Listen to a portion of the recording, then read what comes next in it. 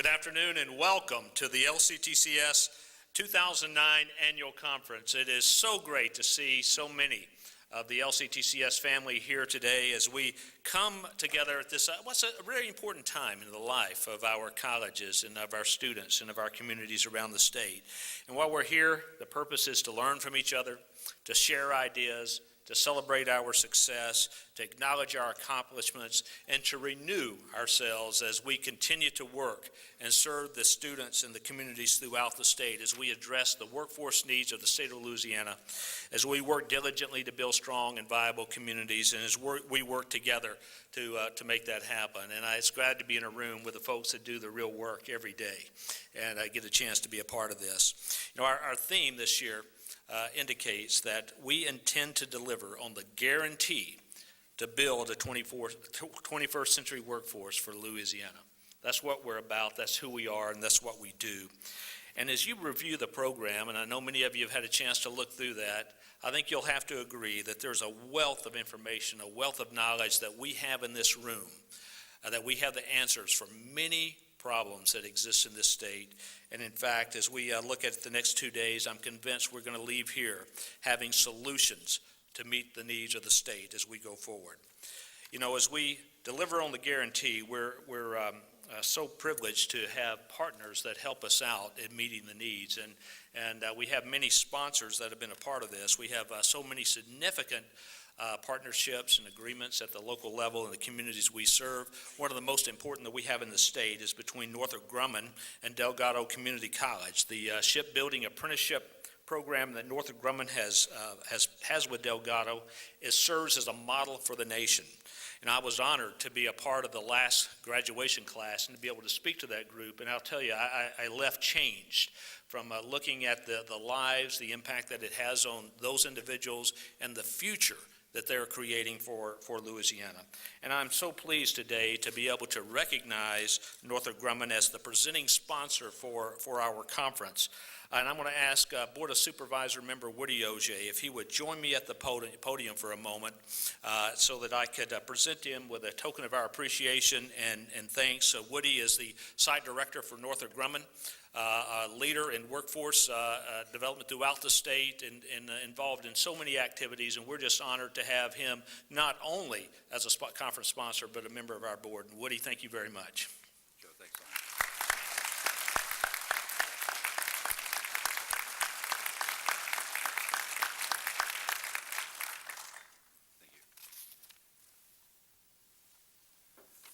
Thank you, Dr. May, Chairman Smith, fellow supervisors, ladies and gentlemen. On behalf of Northrop Grumman, my esteemed colleague, Mr. Sterling Dolis, who's with us, and his whole team of training folks at our booth that you can go see. We are here this week, but we're engaged always on a daily basis with a strong belief that our community and technical colleges are a critical link to not only the educating of our youth and our young adults, but also to the future of not only business retention, but business growth in Louisiana. We're here for the long haul, and we certainly appreciate it. We would not have missed this. Thank you.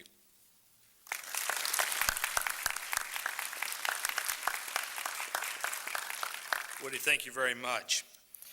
Another key important part of our success are our partnership with others in higher education. You know, we're not in this alone. We're part of an education continuum that starts with actually pre-K and all the way up through high school, and certainly our colleagues at four-year institutions across the state are very significant to us. Louisiana State University here in Shreveport is one of our most valued partners. Their sponsorship of tonight's networking event allows us the chance to get together and again continue to share ideas, and we're very appreciative of that support.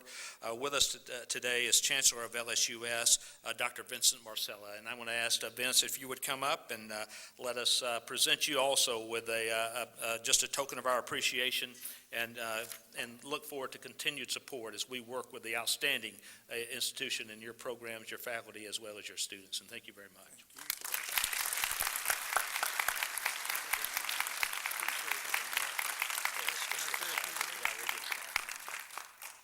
Good afternoon, everyone, and welcome to Shreveport. First of all, let me congratulate the leadership of Dr. Joe May. Doing a magnificent job, a tough job, providing excellent leadership. Also, let me commend your outstanding board for their contributions to the state of Louisiana.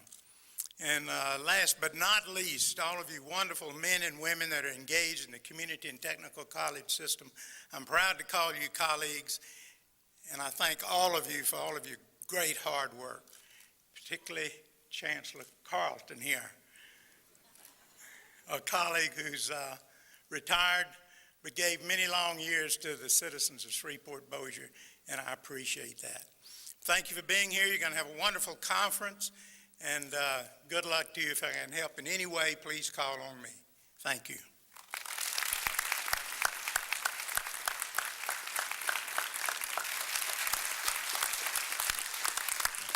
And now, ladies and gentlemen, please stand and welcome the governor of the great state of Louisiana, the Honorable Bobby Jindal.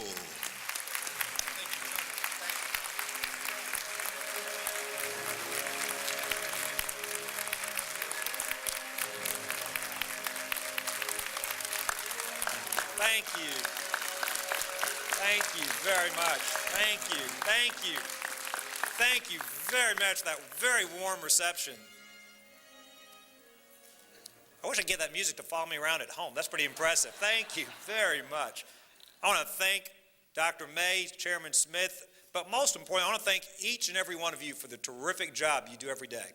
Let me share with you what I want to talk to you about today. I want to talk to you a little bit about the challenges facing our state. I want to talk to you very specifically about why what you do every day is so important, but I want to close by talking about our future. We've got some tough challenges, not only in this session, but the next few years ahead of us. I want to talk about how we can work together to address those challenges. I want to start by thanking you. It is such a privilege to serve you as governor of this great state. People ask me, I tell them, I was born and raised here. My kids have all been born here. My wife's lived here her entire life. I want my grandchildren to be born here. This is an amazing state, so it's a great honor to serve you in the governor's mansion. Leave it to my mom to put it all into perspective, though. You know, my mom calls me up occasionally and says, son, you know that Dad and I love you, right? I say, yes, ma'am. I don't care if you're governor. When your mom calls you, say, yes, ma'am. And she says, we just want you to remember one thing. I said, what's that? She said, if we had figured out a way to have had grandchildren without having children first, you wouldn't be here today.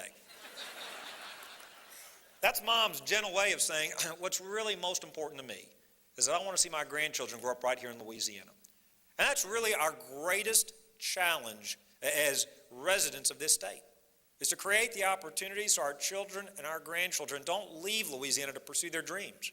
When I took my oath of office January 14th, I promised you a new Louisiana. I said we must stop exporting our greatest assets. Our greatest exports aren't the crops we grow. It's not the oil, the gas we drill. It's not even the products we make. It's the sons and daughters of Louisiana that leave every year looking for opportunities in other states.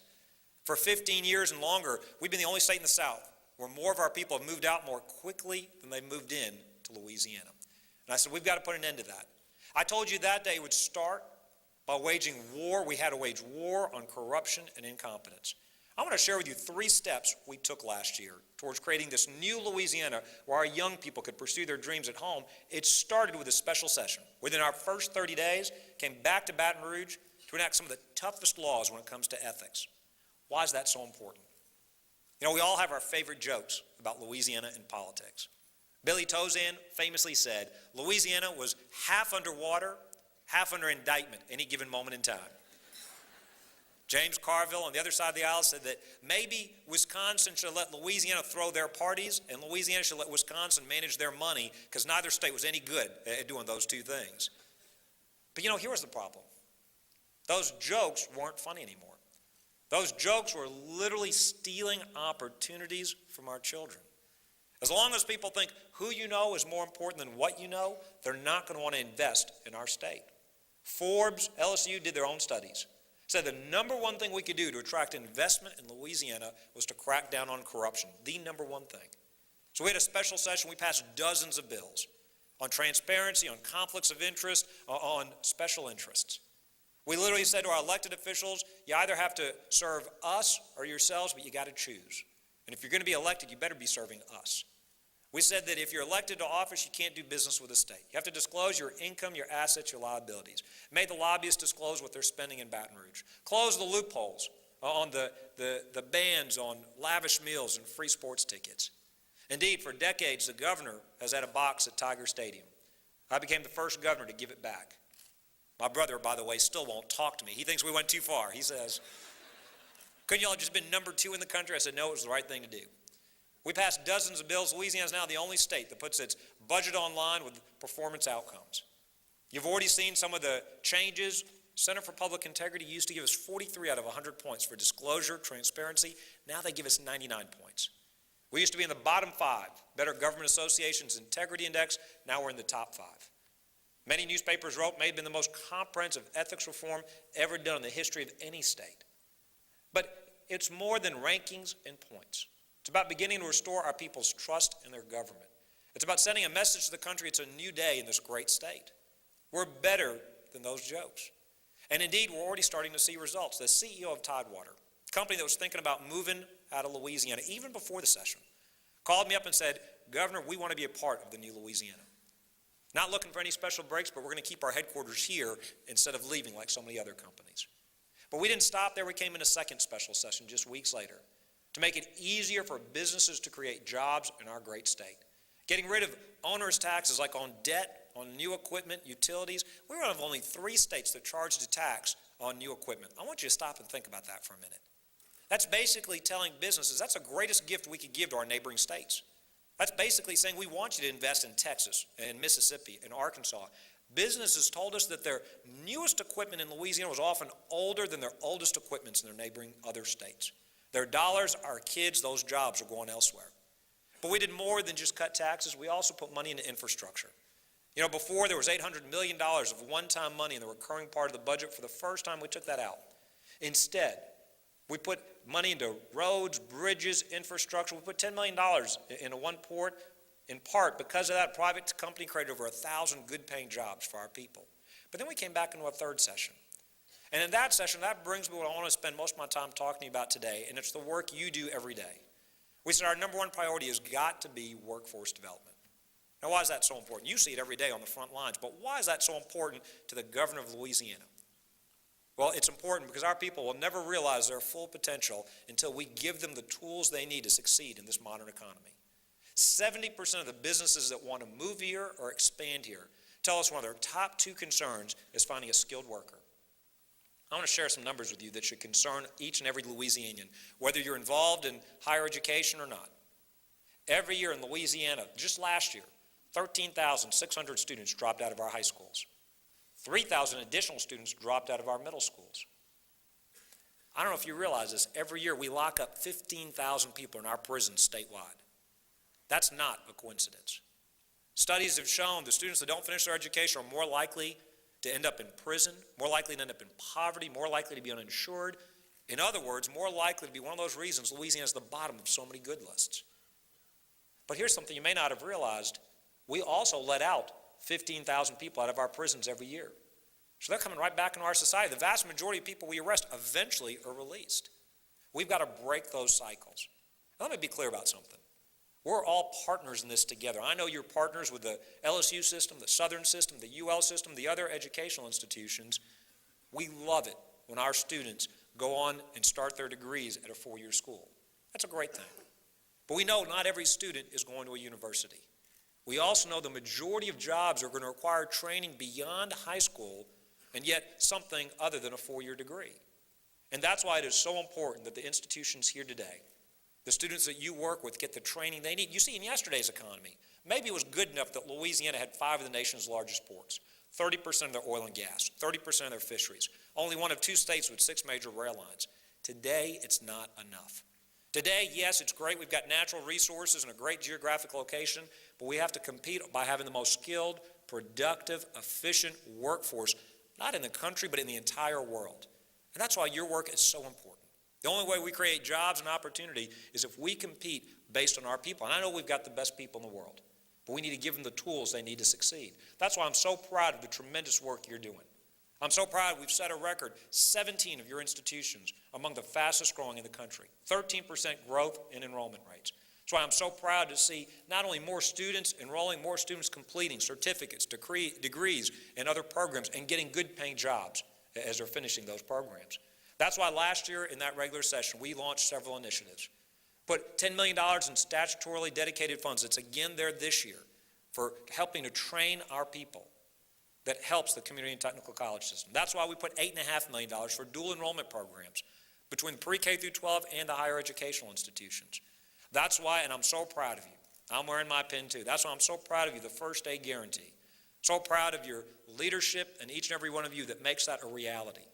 That gives us the ability to tell our students and our employers, our people will be ready.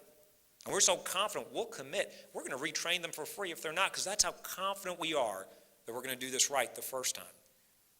Imagine as the governor of this great state being able to go and talk to businesses and saying, we've cut taxes, we've got strong ethics laws, and we'll guarantee you a skilled workforce. No wonder we're outperforming the national economy. And I'm going to talk about some of those results. Let me talk about some of the other investments. One of the first acts we were able to do in our new administration approved $45 million for the Delta Community College. One of the things I'm proud of is the investments we're making in other campuses this year. We put money in our budget for $65 million the first year towards $200 million across 3 years of improving the campuses of many of our institutions across the state. So I'm proud of the fact that there's over $40 million in the Incumbent Workforce Training Fund. That's why I'm proud of the fact there's tens of millions of dollars in WIA funds that we'll be able to use to help train the workers, to help train our students. Now, I want to talk to you about budget challenges in a minute, but it is so important that we get workforce training right. That is why we made it our top priority in that session. We literally changed the entire Department of Labor into the Workforce Commission. So our customers are telling us, instead of us telling them what they need in terms of skilled workers. You know, and we're going to continue this year. We have additional legislation this year to continue down this path. You may ask, has it shown results? We did these things last year. You're working harder than ever before. We're growing our enrollments. Are we beginning to see results? Consider the data. In December, Louisiana was the only state in the country that added jobs. In January, only state in the country where the unemployment rate went down, not up. February, only state in the country again to add jobs. January of this year, we had more people working than any January in our state's history. February of this year, we had more people working than any February in our state's history. 2 years in a row, we've had more people moving back into our state faster than they're moving out for the first time in years. Since we've taken office, over 20,000 new jobs announced, nearly $3 billion private capital announced for investment in our state. You've seen 3 companies move their corporate headquarters into our state. You've seen companies move operations from Rhode Island, Georgia, from New York, from other states, from Wisconsin, California, into Louisiana. You've seen, for example, you've seen Louisiana get another Fortune 500 company headquartered here, another Fortune 1000 company headquartered here. You saw the $350 million investment in clean coal technology in Red River Parish. You saw North America's first construction facility for the modular components of nuclear plants, 1,400 new jobs in southwest Louisiana. You saw the North America's first clean biodiesel refinery in Ascension Parish. Don Tyson Chicken actually came for this announcement, said, Governor, we're going to use food byproducts to make diesel here. We're not going to drive up the cost of food. We're only going to use the inedible parts of the chicken to make this fuel. He was so proud. I had to ask him one question. I said, I'm a simple boy from Louisiana. What's the inedible part of the chicken? I thought you were supposed to eat the whole bird. He said, no, Governor, there are parts of it that end up in the landfill. We're taking that, the fat and the other stuff, we're making that into diesel. Maybe, and I was really proud to see this, Electronic Arts. They've announced that they're making their first North American Quality Assurance Center will be right here in Louisiana. We're already the 3rd best state to produce movies after California and New York. We want to go to the digital media economy as well. So many other states, I talk to other governors, they say, we're going to copy your state. We're going to put tax incentives and other things in place. What they don't get is it's not just about the incentives. That'll get them to look at your state. It's about the skilled workforce that you're training to make sure that they stay here and they grow their presence here. Last year was a record year for Louisiana in the movie business. We want this year to be even better when it comes to digital media and other parts of the economy that are growing even more quickly. One of my favorite announcements. You may have seen there was a company, Gardner Denver, thinking about moving their Monroe facility up to Wisconsin. Let's be honest. When they started this evaluation, they'd pretty much made up their minds. They thought they were headed up to Wisconsin. They thought they were closing the Monroe facility. They even named the project internally MTS, Monroe to Sheboygan, which is where they are in Wisconsin. They have hundreds of workers there. They have dozens of workers here. But a funny thing happened along the way. They came and looked at Louisiana. They talked to me. They talked to the local leaders. They liked what they saw, and even more importantly, the community technical college system stepped up. They were having trouble finding skilled workers. Community technical college system stepped up and said, we'll train the workers you need. And you know what's great? A couple of weeks ago, they announced they're moving hundreds of jobs into Louisiana. Instead of closing our facility, they're growing our facility by 4 times. And I could give you number after number, but the bottom line is this. The bottom line is this. Just in the last 2 weeks, I've been able to go around the state and help to announce over 1,000 new private sector jobs in our state. That doesn't count the nearly 1,000 new jobs right here in the Barksdale Air Force Base, thanks to their decision to put a strategic command right here in Louisiana. There are not a whole lot of governors announcing thousands of new jobs in their state. And I'm here to tell you, you're a huge part of why that's happening. Because we will never, as a state, be able to compete and continue to grow our economy without the skilled workers, without the trained people that you help to educate every single day. That's why that must continue to be our top priority. Very quickly, we did other things this last session as well. Put discipline back in the classrooms. You know, I don't know about you, but I remember a day when I was more afraid of my parents than my teachers. I'm convinced it's so important we start by providing our kids with a good education all the way through pre-K through higher education. And I'm convinced that starts with having great teachers in our classrooms. Yet in Louisiana, we lose 50% of our new teachers 5 years after they graduate. Number one reason they're leaving? The environment in the classroom. Louisiana ranks second worst in the country when it comes to discipline. Now, I don't know about you, but when I was a kid, I'd beg my teachers, you do whatever you want in school, just don't tell my parents. And if you'd ever gone home and threatened, or if you'd gone to school and threatened your teachers, well, I'm going to sue you if you do this, they would have laughed at you. You know, my dad's one of 9. Grew up in a house without electricity, without running water, the only one that got past the 5th grade. I know because I heard this every single day of my life.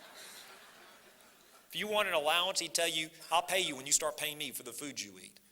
You complained about something, he'd tell you he didn't have school buses. He walked uphill going to school. I'm sure it was downhill coming back too. They didn't have uphill coming back. They didn't have downhill when he was growing up.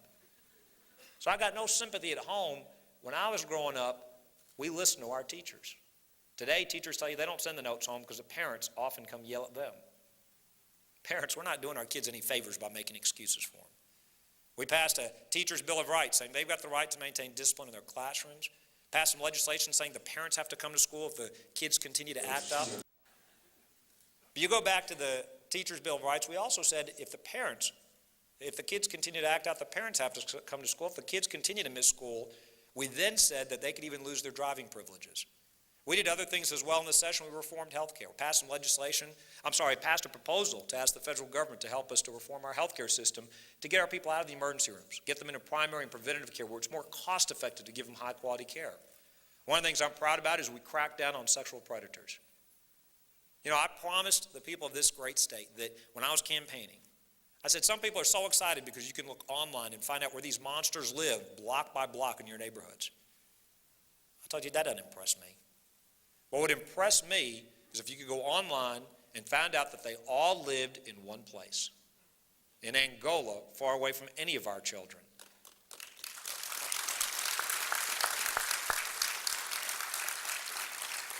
Legislature passed a great set of bills requiring lifetime registration, closing the loopholes, but I was so upset with the United States Supreme Court. In a Kennedy ruling 5-4 last year, called the Kennedy case, they threw out Louisiana's death penalty for child rapists.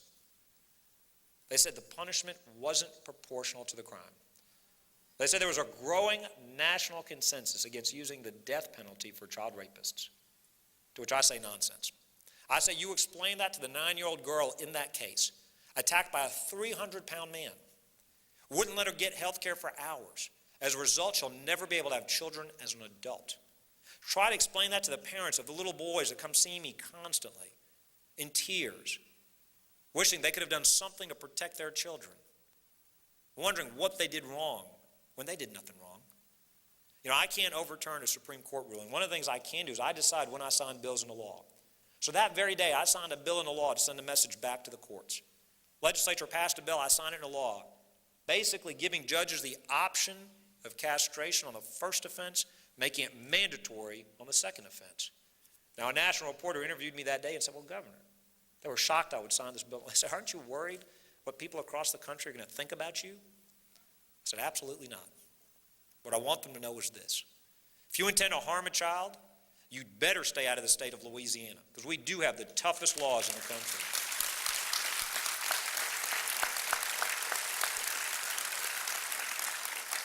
I love our people. I was in a town hall meeting up here in northwest Louisiana. A gentleman came up to me afterwards and said, Governor, those jobs that you were talking about, are those civil service jobs? I said, what in the world are you talking about? I said, I didn't talk about jobs. Are you looking for a job? He said, that castration bill, is that a civil service job? Or I said, sir, they got medical professionals that do that. He said, there's a grandfather in Sabine Parish. You wouldn't have to pay me anything. I'd volunteer. I said, all right. I'll remember that, I said. And I'm sorry I spent so much time with that, but I tell you that not only as governor, but as the father of 3 young children. I want to talk to you now a little bit about this year, next year, and where do we go from here? Look, the reality is our state faces challenges, our country faces challenges. We have enormous economic challenges. I just told you we've outperformed the national and the southern economy for a year, but we're not immune to the national economy. And the reality is we've got fewer dollars this year than we had last year, but the reality is we're going to have fewer dollars next year and fewer dollars the year after that. I think there are a couple of things that are important to remember. One is that our worst fiscal challenges aren't this year. They're going to be tough this year. They get tougher next year and the year after. And one of the things we need to keep in mind, one of the reasons, people think, well, it's because the price of oil and gas has fallen. That's part of it. They think, well, it's because federal stimulus money is disappearing in 2 years. That's part of it. But there's something that's unique to Louisiana. The federal government, after the 2005 storms, Katrina and Rita, they looked at our state and they said, you know what, your income jumped 40%. How many people in this room feel 40% richer than you did a couple of years ago? I said, what are they talking about? We're not 40% richer than before. What are they talking about? Well, this is what they did. They looked at road home payments and insurance payments and counted that as income. Well, here's the problem. Because of that, they're now cutting how much money we get for health care. And it started this year, and in 3 years, they'll cut it by 10%. That's $700 million a year they'll be taking out of the state of Louisiana every year. So when I tell you this year's tough, I also am serious when I say it gets tougher next year and the year after. It doesn't get easier. That's on top of the stimulus money disappearing. That's on top of all those other challenges. Now, we're going to continue working with our delegation and the new administration to argue with them this isn't fair. We're not arguing for special treatment. Just treat us like every other state. 20 other states have their money going up, not down. Mississippi will be getting 75 cents on the dollar. We'll be getting 63 cents on the dollar. It makes a difference. And so we've asked the legislature for 5 tools this session to help us get ready for these future years. And I can't stress how important this is. You see, I was the head of the Department of Health and Hospitals in a previous job. I was the head of the University of Louisiana system in a previous job. I know, and back then, by the way, we had some of your institutions in our system before this system was created. And so I know that year after year when times get tough, the first areas that get cut, higher education and health care. Year after year, I've been in both areas. Now's the time to give us the tools to protect those areas. Every year you hear the same thing. Somebody needs to do something about that. I was born and raised there. I read that every year. They make it sound like somebody else needs to do something about that. Well, we're those somebodies. We've got to do something about that. We're asking the legislature for 5 tools to protect higher education and health care. And I'll go through them very quickly. The first 2 are changing the funding formulas in higher ed and the MFP to make sure we're funding based on performance and accountability. And by the way, with institutions offering programs that are more expensive than others, that are growing more quickly, that are in higher demand, this should be a good thing for many of your programs, many of your institutions. We can't continue just to fund based on enrollment only. That's not the way to get excellence. The third change. And the same thing with the MFP formula. We put every year we put money in there for students at risk with technical needs. There's no guarantee the money is actually going to the students it was intended to help serve. The third change. We've asked for reforms to civil service to give our managers the ability to manage and to do more with less. The fourth change. We've asked for a commission on streamlining government to make up or down recommendations to the legislature. We've had agencies that have existed for decades. Now's the time to re-examine what's needed and what's the most efficient way to deliver services. We propose consolidating, for example, the school for the blind and the visually impaired and the deaf in Baton Rouge into one campus. We propose in Northeast Louisiana to partner with the private sector to run a prison. Southeast Louisiana, the private sector to run a nursing home. These are the kinds of things we're going to have to do to make our dollars go farther. But then fifth and finally and most importantly, Senate Bills 1 and 2. And this is a fundamental change in the way that Louisiana does business. We're saying year after year, when we have budget shortfalls, let's stop looking exclusively, primarily, and first at higher education and health care. Over $3 billion of our budget is protected today. We don't even get to look at that when it's time to make savings. We said that's wrong. Every government agency, every program, every dollar should be on the same table competing for those resources. We can make real priorities as a state.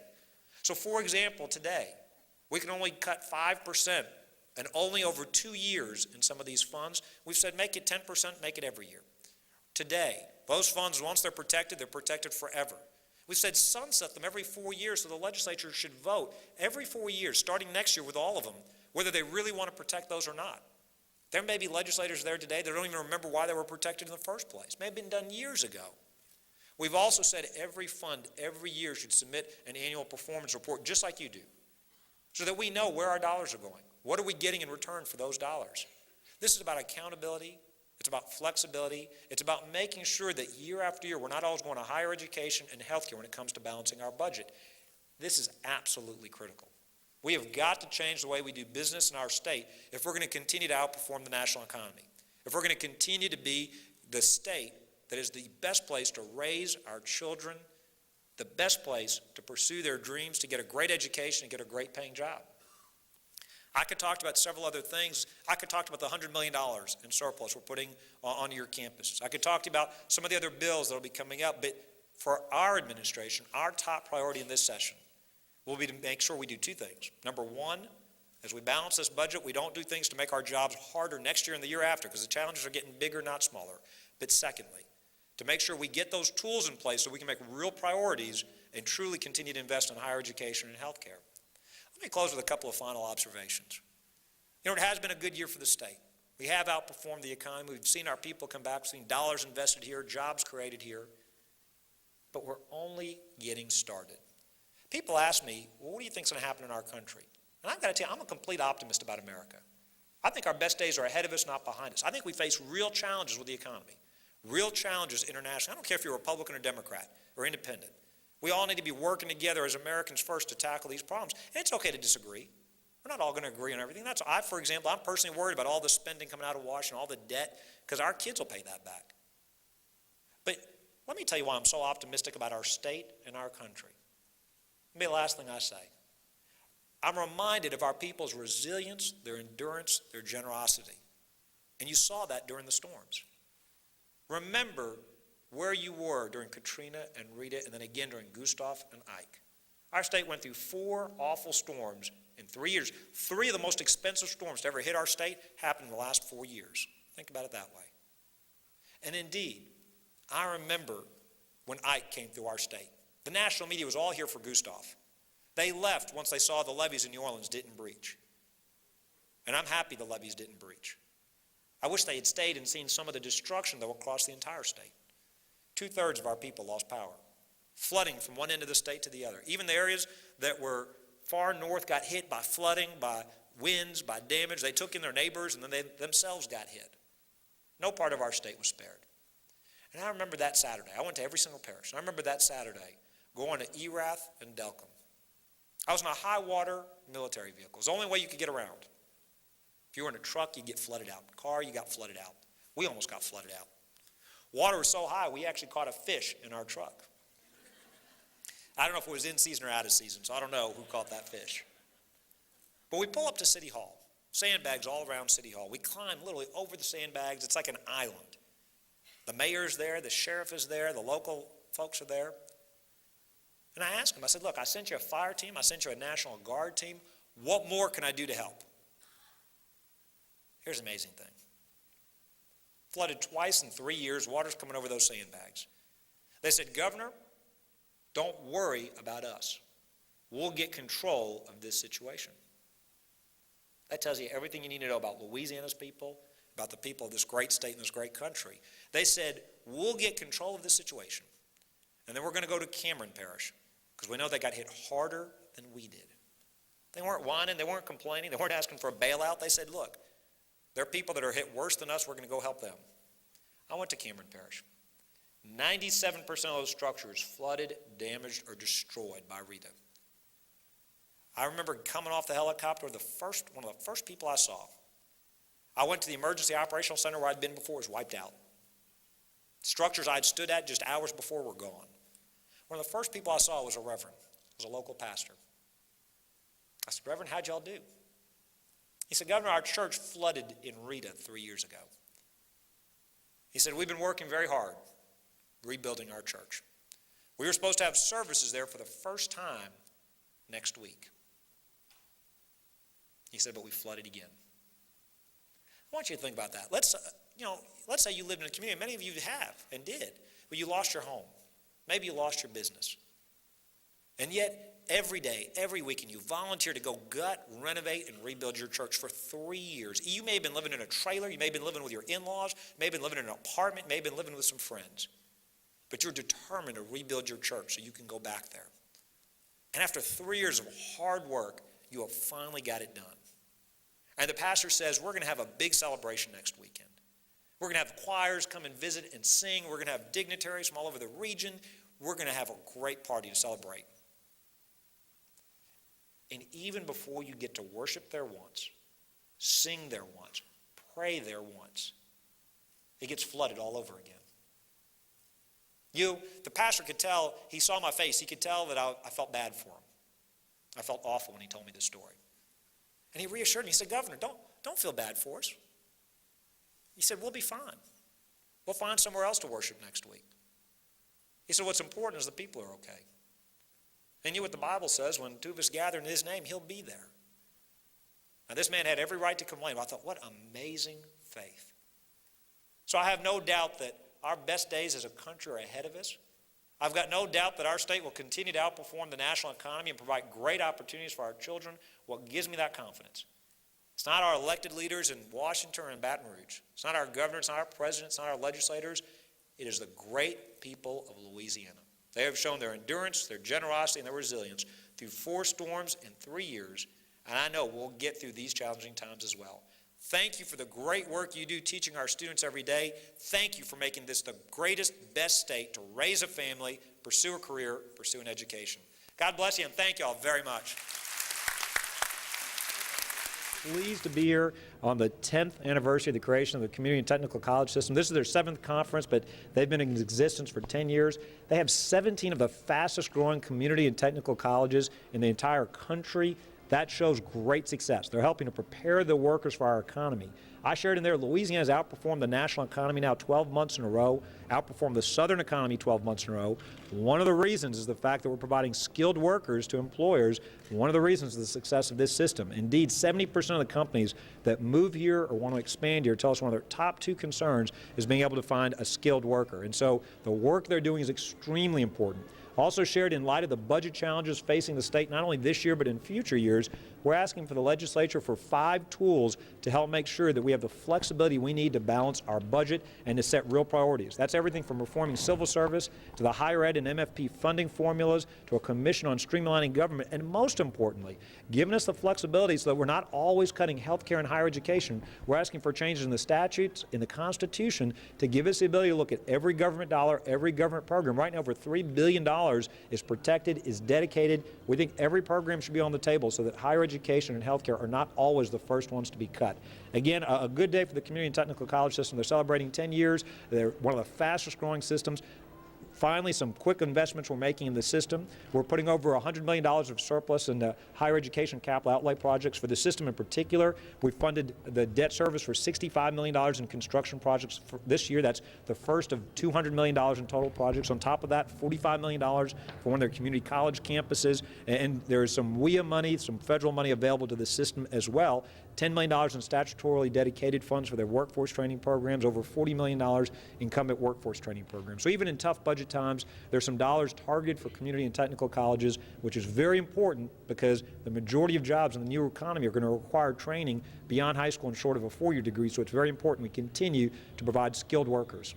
It's important for the state as we look at it because, one, These folks are dedicated, they're committed to meeting the needs of students, they're committed to working with employers across the state, and we come together once a year to share ideas, to look at best practices across the state, and go back renewed and recharged to continue that effort as we look to provide great skills for individuals as well as meet the needs of employers.